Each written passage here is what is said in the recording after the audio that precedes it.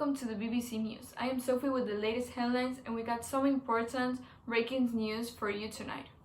In the streets because they are fed up that only a small number of people are rich and powerful, especially Tsar Nicholas II and his family that have everything, while the working class has nothing. Can we call this a new beginning? Well, the provisional government say they wanted to create a fairer society, but there were lots of issues that needed to be fixed. Firstly, Russia is very poor and lots of people in the cities are still hungry. Secondly, they are still at war with Germany, which is costing lots of money. The new government struggled to organize themselves, so there were a number of disagreements about how things should be run. It did very little to help the people in the first few months of power and continued to fight in the war against Germany. This led to a second revolution today. So, in my opinion, I will call this a new beginning. Now for the details, over to you, Nicole. Well, hi there. Here things are getting interesting. We don't have a clue of what is going to happen next, but I'm certainly sure that Russians will go back to a monarchy system, and this will change a lot of things, not only here, but in the world. I don't have words to explain the vibes that people have in this moment, the energy. I can't explain it.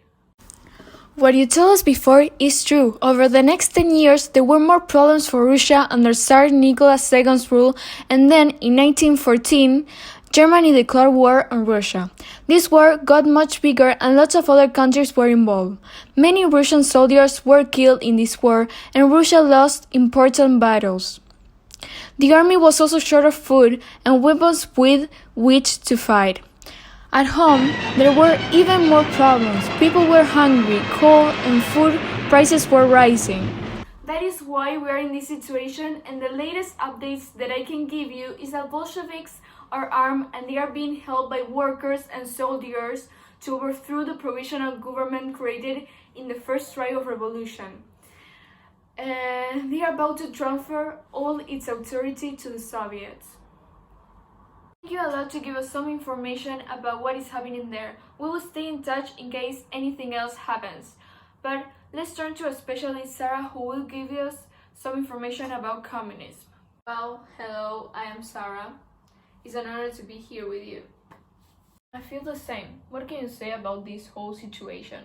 First, I was listening to what Nicole said, and I can assure you that this revolution will have an enormous impact on the world. It's unbelievable how things turn and the way that communism is taking part in this situation.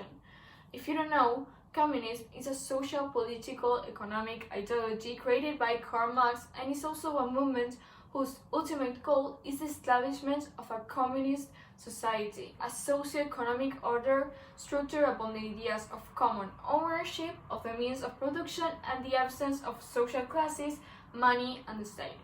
But even if some believe that this movement will lead to a fair society, I personally believe that it also can make things worse if a leader takes advantage of it, and if it's taken to an extreme, because at the end it will finish to be the same. So we have to be careful because communism could turn into something even worse, but we don't know that yet. Yes, it's a lot to take in and to understand what this revolution actually means. Thank you a lot, Sarah. It means a lot to have you here as a guest. That's it for now. Thanks for watching BBC News.